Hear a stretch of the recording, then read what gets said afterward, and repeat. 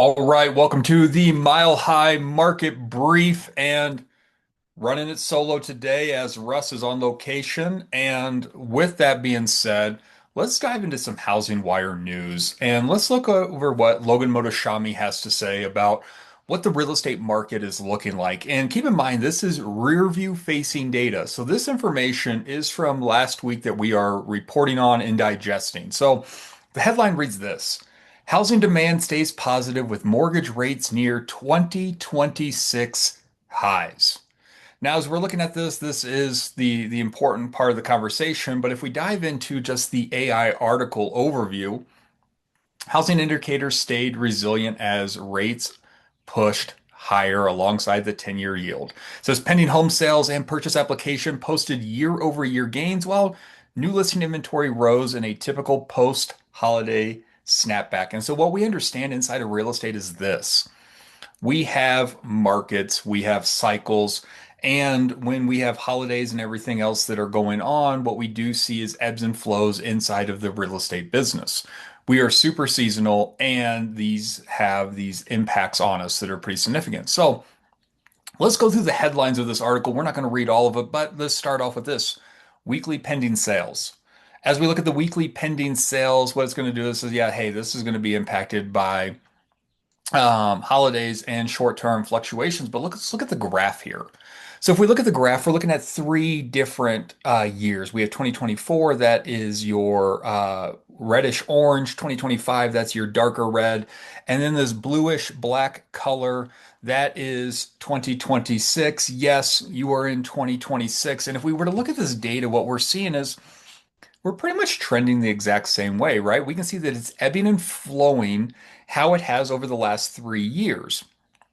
And yet, what we have seen as well is we're having more pending sales this year. And that's good information, right? Hey, we're real estate agents. We make our money helping people buy and sell real estate.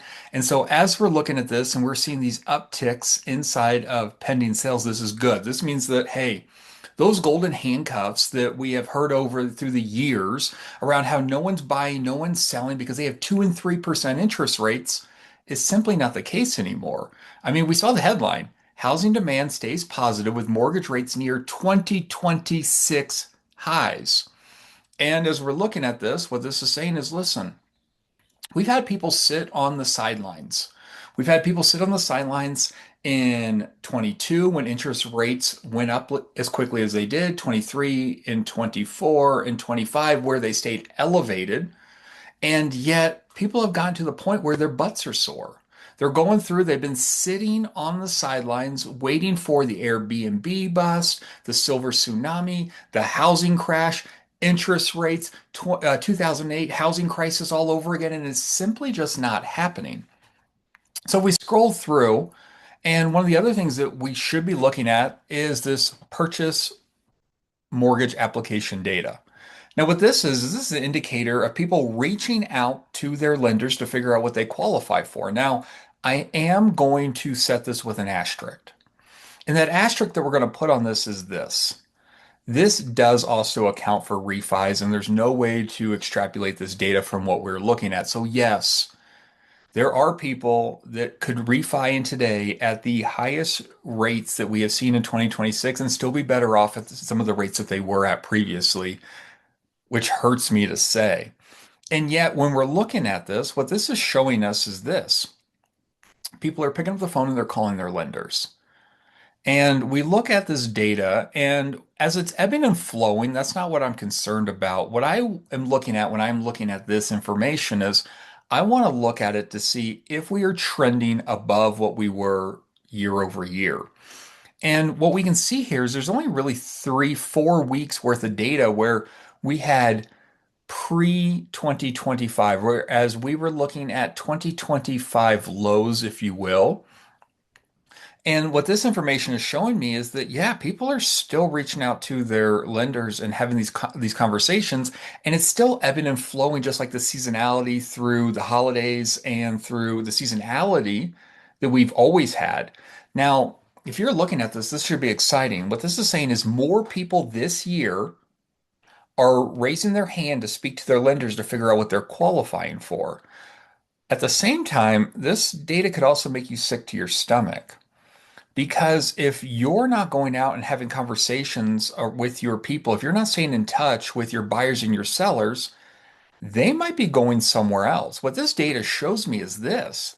They're reaching out there talking to lenders. What this data does not tell me is, did they go to their real estate agent first? And this information doesn't tell me, does their lender have a relationship with you, their real estate agent?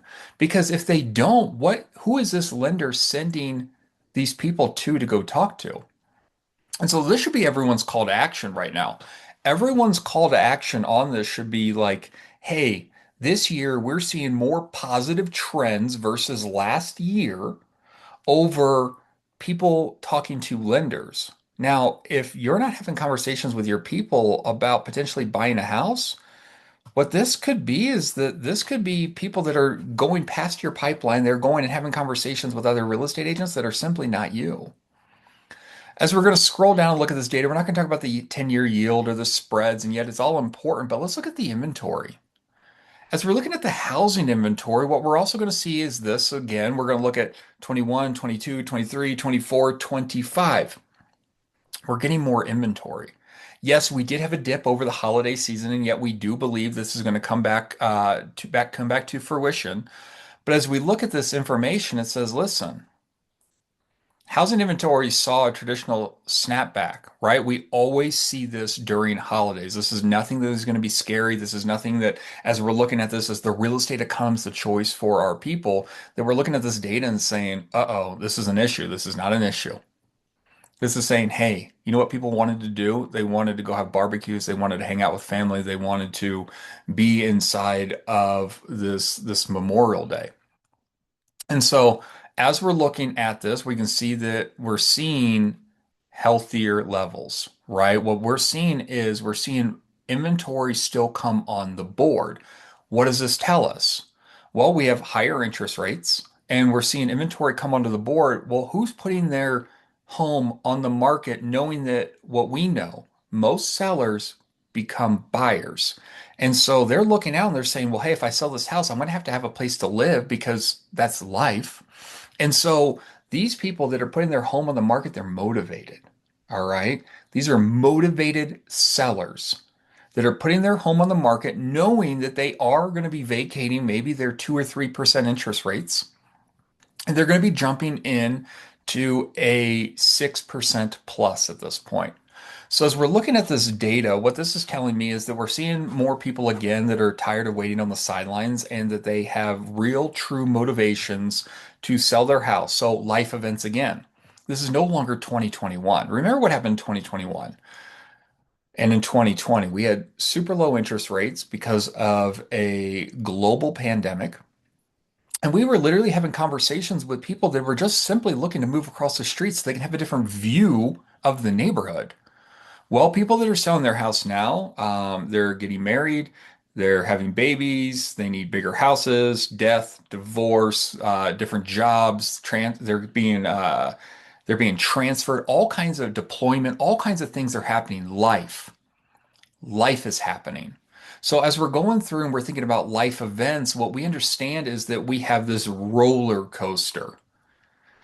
What we know is that people are historically speaking selling their houses, buying and selling every 7 to 10 years.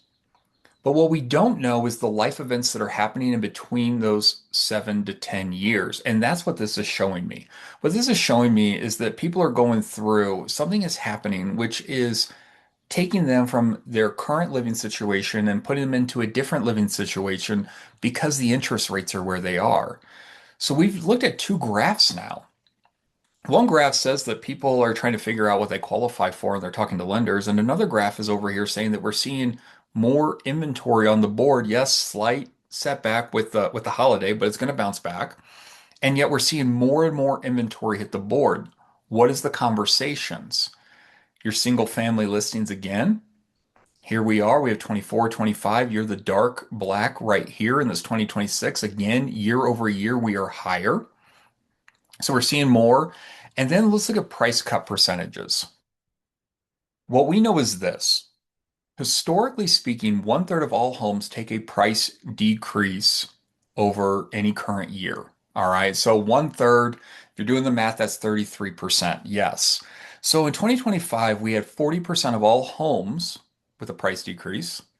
2026, we're sitting at 37 and a half. So higher than the historical norms of the 33% that we would see. So as we look at this, again, we're seeing more homes hit the market, which tells me that we have more motivated sellers. We have more purchase mortgage application data going through than what we did the previous year. So we have more buyers that are looking to figure out what they qualify for. And we are seeing price cuts. Less than what we did last year, but still more than the historical average. So, what does this tell us? Well, it tells us a couple things. Firstly, we have motivated sellers hitting the market that might have wanted to test out the market to see what the market would do, right? They're looking at historical data. For some reason, they chose to go all the way back to 2021 to see what their neighbor did on Zillow. And maybe they wanted to go after that price point.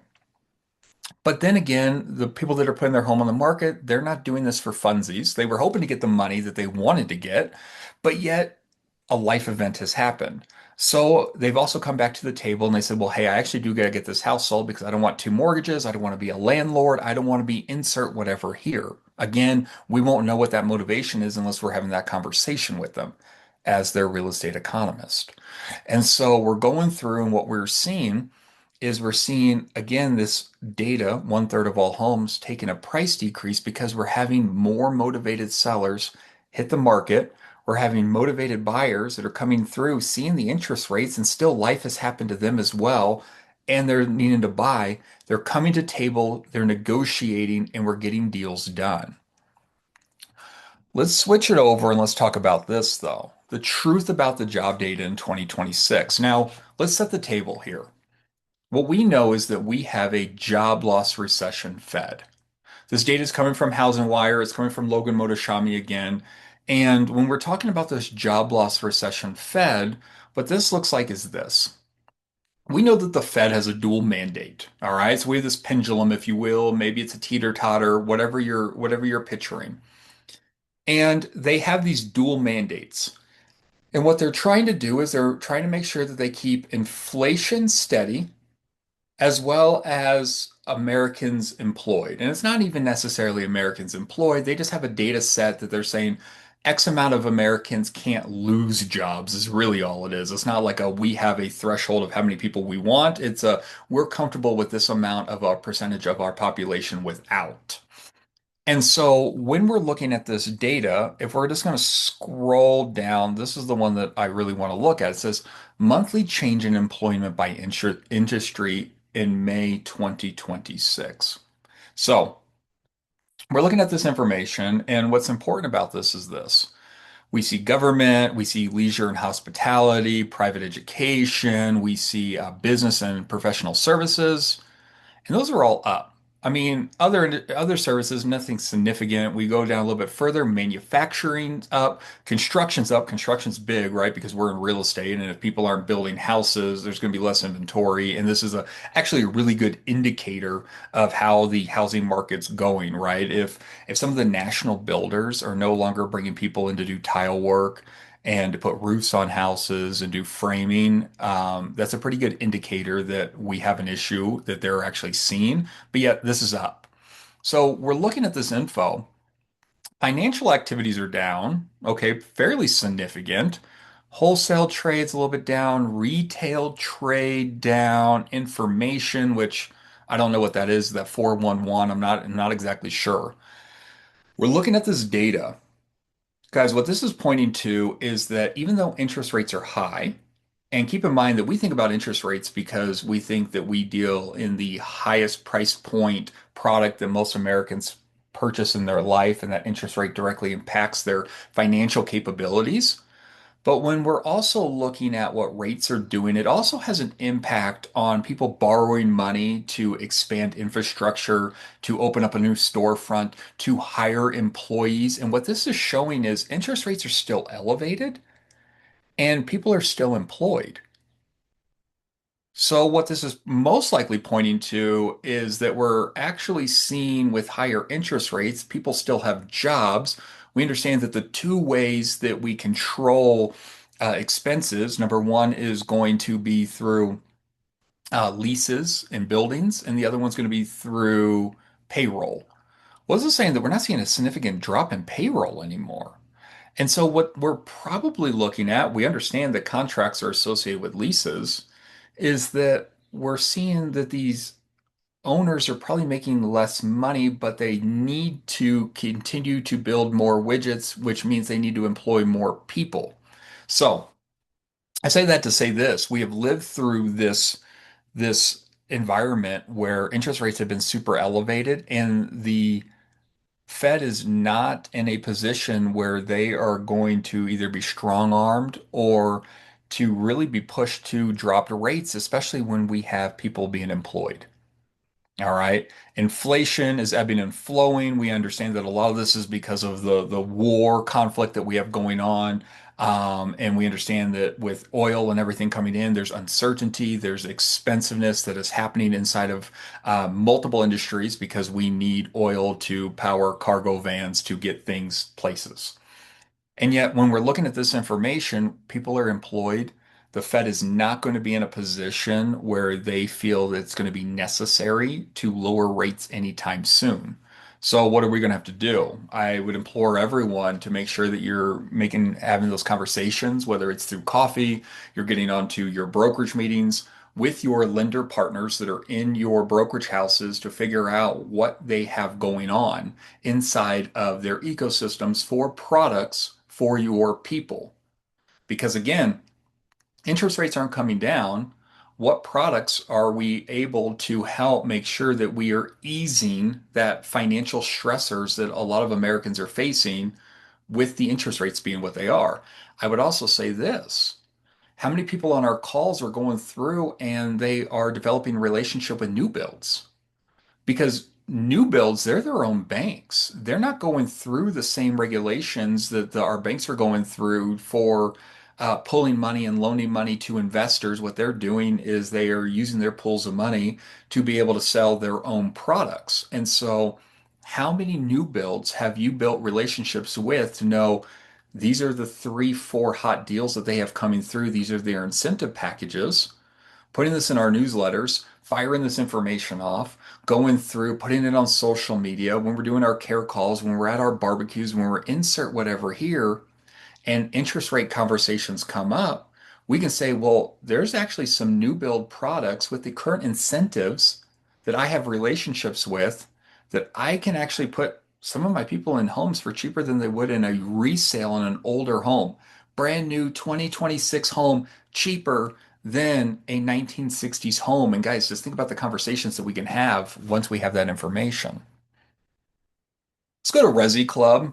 I do like Resi Club. And so if we're looking at this, this is National Active Housing Market Inventory Growth slows to a crawl, but not in Washington. Okay, cool. We just saw this. Here's Colorado. There's your geography lesson. We are the square 37% up over May of 2019. Remember, we like to use 2019 as our data set point. And the reason why, again, is because we consider that the last normal market. All right, 2019 is what we would consider a normal market. 2020, global pandemic. 2021, free money. 2022, we saw interest rates go up very, very quickly. It wasn't the highest we've ever saw them, but the rate of which they went up in that short amount of time was the quickest that we've ever saw that as a society. Then we have 23, 24, 25. They've stayed elevated. 26, we have a war, right? There's all kinds of stuff that is going on. So we consider 2019 when we're looking at data sets, we're going to always compare back to the last normal market. So again, here we are, 37%. We look at this and we say, okay, well, California, one of our largest landmass for people, same with Texas, same with Florida, and we're at 37%. So that is one of those things where we look at this and we say, okay, we need to have some real conversations with our sellers about putting homes on the market And yet, what we also know is there's a lot of opportunities for our buyers knowing that they're motivated sellers, and there's a lot of inventory that they're competing with on the resale market.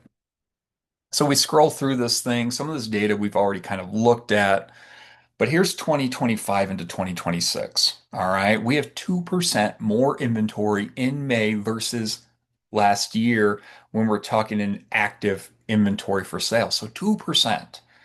Not significant, but as we're looking at this and we're thinking about the growth of home appreciation, this is what's going to slow it down, which is not necessarily a bad thing, right? The only person that would be looking at this would be like, darn, right? This is someone that may be looking to sell their home. But yeah, most of the people that are going to be sitting on their home, and we're talking about tax assessments and just paying taxes on their property, why are they looking for their home to appreciate unless they have some kind of goals in the next 3, 5+ years? And yet, if they do, we better make sure that we understand what those goals are. So we're seeing 2% more inventory May versus May of 2025. We were to look at this, this is the 1 year change in active inventory from 24 to 25 and 25 to 26. So 24 to 25, everyone, 51% in Colorado.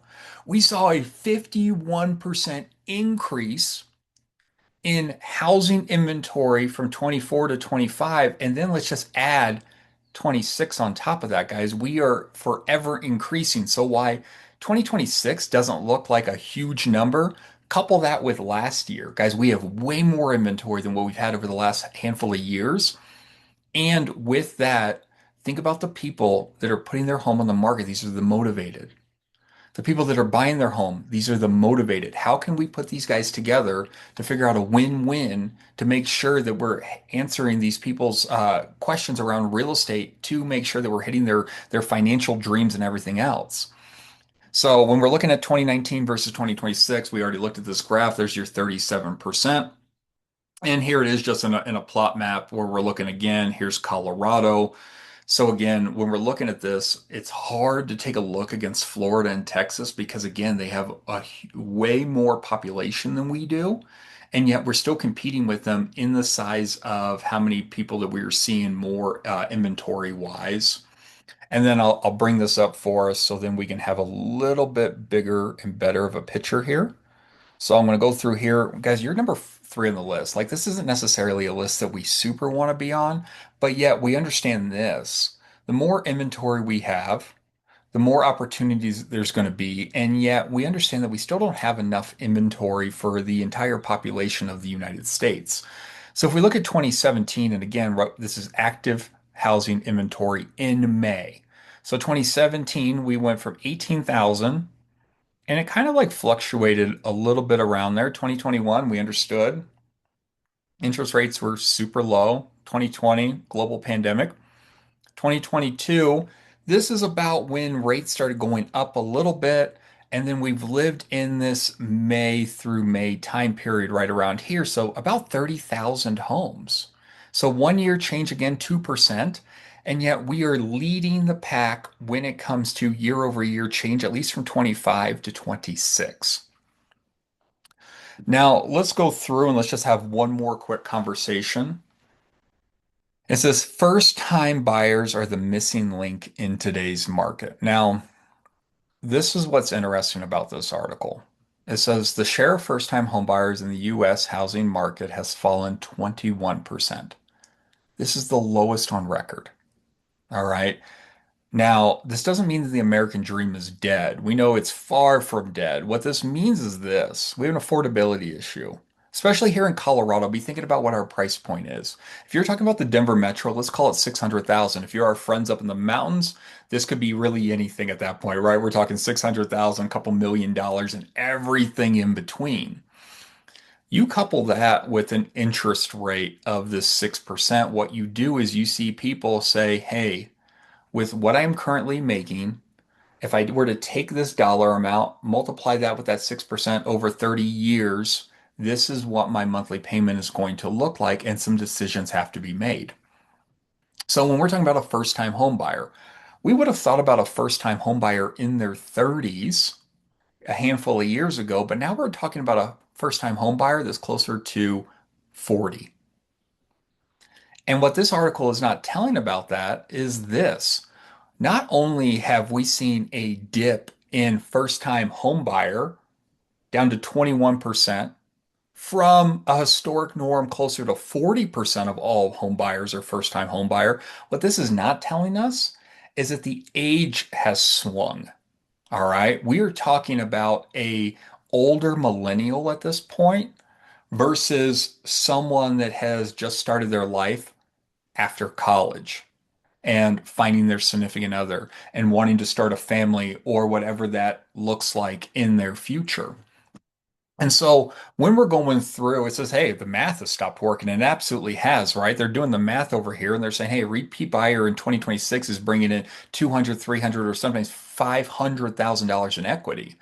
So it's unevenly yoked. All the people that have gone through that purchased real estate have been able to have the appreciation over the years, and now they've been able to go out and compete at a different level than your first-time home buyer with an FHA and having PMI that's associated with it. So, when we're looking at these conversations, one of the things that we should be thinking about is this. We understand that to get our foot in the door to be better off is that we should be looking at all these different programs that we have available to us and be able to make sure that our people, our buyers and our sellers understand what they are because again, more millionaires and everyone else is built through real estate. So it says a first-time home buyer brings in income, savings, and their expectation that their hard work and discipline should open every door.